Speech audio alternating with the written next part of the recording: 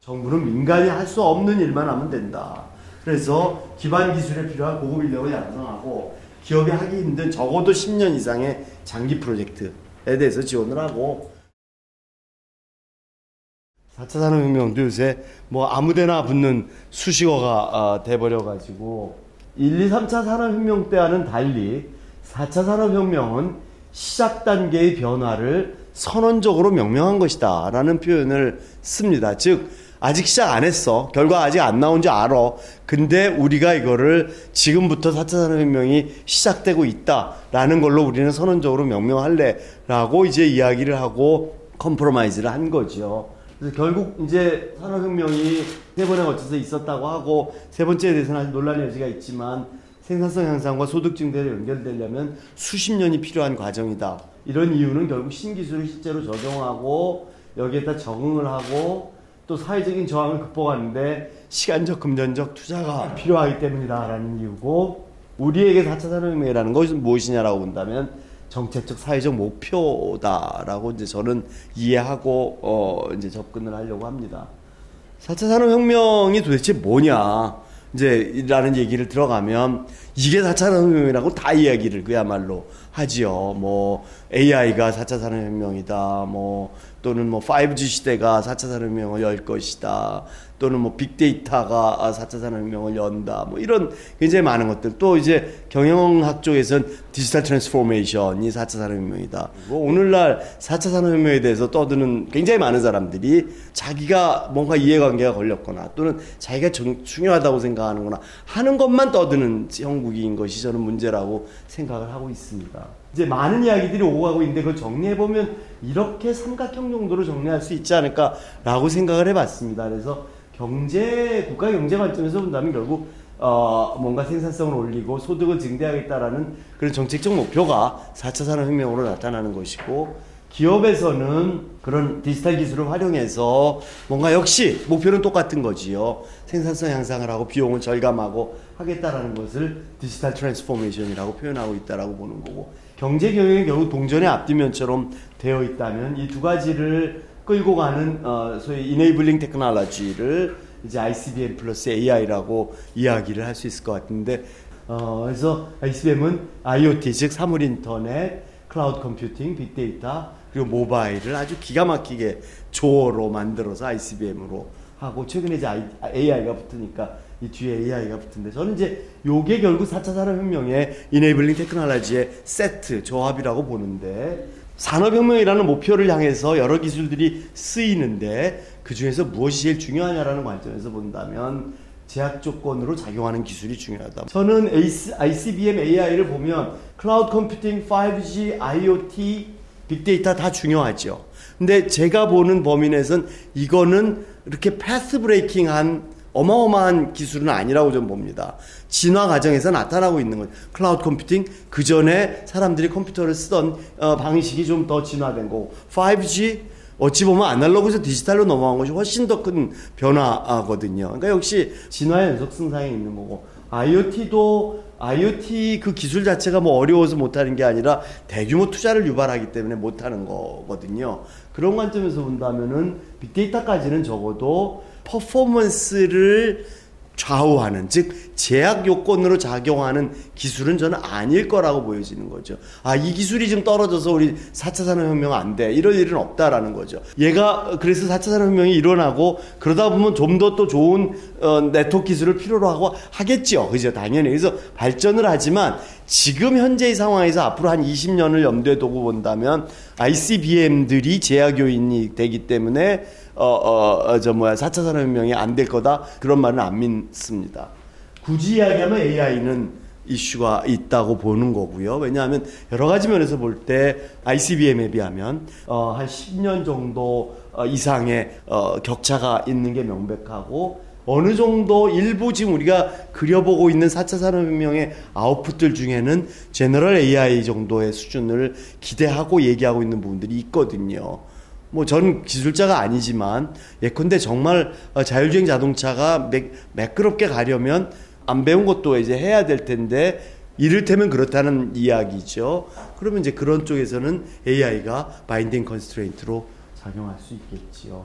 결국은 금방이라도 뭐가 올 것처럼 사람들이 그러지만 소비자들의 어떤 이 일상생활의 변화라는 관점에서 볼 때 한 뭐 20년은 최소한 있어야 나타나는 일이 아닐까라고 생각을 하고, 그러면은 우리가 4차 산업혁명을 준비한다는 관점에서 볼 때 어떻게 해야 되냐, 결국은 이거다라는 거죠. 여기 1번 우리가 믿을 곳은 역시 하이텍 기업들밖에 없는 거고, 너무나 뭐 당연한 이야기지만 어떤 IT 제조업 기술 개발을 하고 난 IT 제조업의 디지털 전환을 하고 국가 전체적으로 볼 때 경제적인 임팩트가 있을 영역은 전 1번밖에 없다라고 보고 있습니다. 여기 내분면이 나와 있지만 굳이 가능성과 정부의 노력이라는 관점에서 본다면 이거 하는데 한 70-80% 써야 된다라고 저는 생각을 합니다.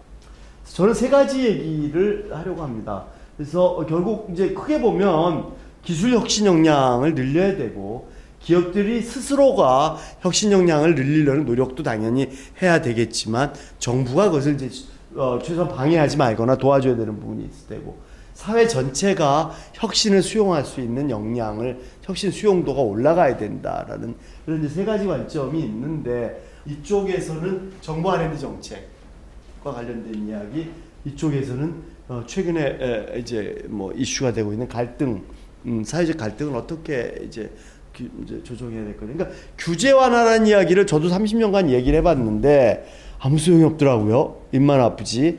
그래서 결국은 규제 완화라는 이야기를 하기보다는 이제는 저는 이제 갈등 해소에 정부가 나서라는 얘기를 좀 구체적인 사례들을 가지고 이야기하는 게 좀 더 낫지 않을까라고 생각을 하고 있는데요. 근데 정부 R&D가 올해 예산이 20조 원입니다. 그래서 민간이 한 60조 원을 쓰고요. 60조 원 좀 넣습니다. 그래서 우리나라 R&D가 80조 원 정도. 그래서 민간하고 합쳐서 보건, 정부 것만 보건 전 세계에서 GDP 대비 비율로는 1위입니다. 그리고 순서, 총액 규모로도 5위입니다. 그러니까 우리나라보다 앞서 있는 나라가 미국, 중국, 일본, 독일 요 정도입니다. 총액 기준으로. 그런데 출연연에 가는 돈이 40%고요. 그러니까 20조 중에 8조 원이 출연연에 갑니다. 그 다음에 개발하는 연구가, 그러니까 기초, 응용, 개발 이 3단계인데 개발 연구가 한 9조가 넘어요. 네. 그래서 결국 지금 하는 게 뭐냐면 출연연에다가 개발 프로젝트 줘서 정부가 정한 상용화 연구를 수행하는 R&D를 하고 있습니다. 전형적인 추격형 R&D입니다. 근데 이제 한번 성공한 문화나 이거는 새로운 변화의 질곡이 되지 않습니까? 전형적으로 지금 그런 상태입니다. 그래서 계속 비슷한 내용의 정부 R&D 혁신 방안을 정부가 처음에 들었으면 한번 하고 중간쯤에 한 번 더 하고 그럽니다. 근데 이게 비슷한 연구가 계속 기초연구를 강화하겠다, PBS를 개선하겠다, 근데 계속 똑같은 정부 발표가 이루어지고 있거든요. 그거는 개선이 안 됐다는 이야기잖아요. 왜 그러나라고 생각을 해보니까 결국은 정부의 단기 성과 지향적인 산업정책 때문인 겁니다. 그래서 과거에 산업정책이라고 하면 인허가도 있었잖아요. 보조금 있었죠. 세제 혜택 있었죠. 근데 지금 WTO 체제에서 보조금 안 되죠. 세제 혜택 안 되죠. 인허가 없어졌죠. 그러니까 결국은 전통적인 산업정책 수단이라는 게 하나도 없습니다. 그러다 보니까 결국 R&D 예산 확보하는 게 거의 유일한 산업정책 수단이 돼버렸고, 결국 제가 뼈저리게 느낀 바로는 부처에다 예산을 배정해가지고는 이건 계속 똑같다. 왜 그렇게 생각하냐면 정부가 4차 산업혁명 시대를 목표로 원피칭한다면서 특정 산업을 잘 골라서 그걸 잘 지원하겠다? 그건 불가능한 이야기다라는 거죠. 옛날 추격형 시대에서는 가능할지 모르지만, 그래서 결국 특정 산업을 잘 고를 역량도 없고 특정 산업을 지원할 수단도 없으니까 정부는 민간이 할 수 없는 일만 하면 된다. 그래서 기반 기술에 필요한 고급 인력을 양성하고 기업이 하기 힘든 적어도 10년 이상의 장기 프로젝트에 대해서 지원을 하고, 그 다음에 공공성이 강한 게 국방, 에너지 이런 건 정부가 해야죠. 우주항공 이런 건 해야 되는 거죠. 근데 그래서 결국 그러면 어떻게 해야 되는 거냐? 대학에다 돈 주는 건 연구재단이 관리하고, 출연연은 묶으면 과학기술연구회라는 이사회에 해당되는 게 있습니다. 이 두 개가 대학에다 주는 돈과 출연연에 주는 돈을 따가지고 와서 지금 같은 과기혁신본부라는 곳이 이제 기재부하고 협의해서 예컨대 에너지 분야에는 뭐 5천억 뭐 얼마 이거를 요구하는 곳을 과학기술연구회가 하는 게 좀 맞다라고 생각하고, 그러려면 연구재단이나 과학기술연구회는 지금 공무원이 아닙니다. 이거를 공무원 조직화해야 된다라고 저는 생각을 하는 거죠. 마지막 이슈가 되겠는데요. 결국 산업혁명이라는 것이 개별 경제 주체들이 혁신을 실행하고 받아들이는 과정인데, 그러려면 기존 제도와의 갈등은 끊임없이 일어날 수밖에 없고, 이해관계자 간의 갈등, 러다이트 무브먼트가 대표적인 거 아니겠습니까?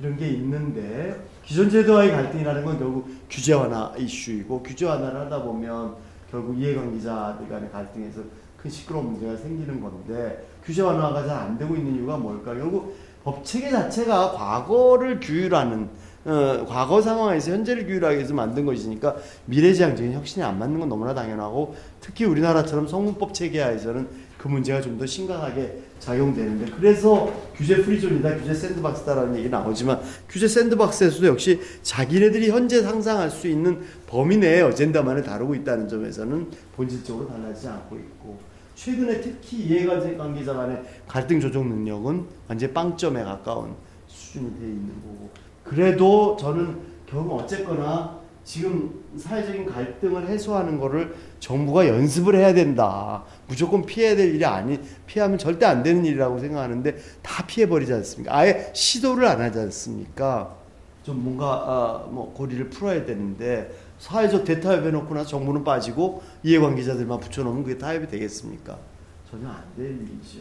마지막으로 시장과 정부의 역할에 대해서 결국 시장이 절대 완벽하지 않지만, 자유민주주의 경제체제를 가지고 있는 우리나라에서 시장 메커니즘을 기본 전제로 하지 않고 논리를 전개한다는 건 참 의미가 없다라고 생각하는데, 정부가 어떤 역할을 해야 되냐라는 고민을 하기보다는 무슨 문제가 있다 그러면 정부가 나서는 게 이제 아예 몸에 배워린 상황이 돼버렸는데요.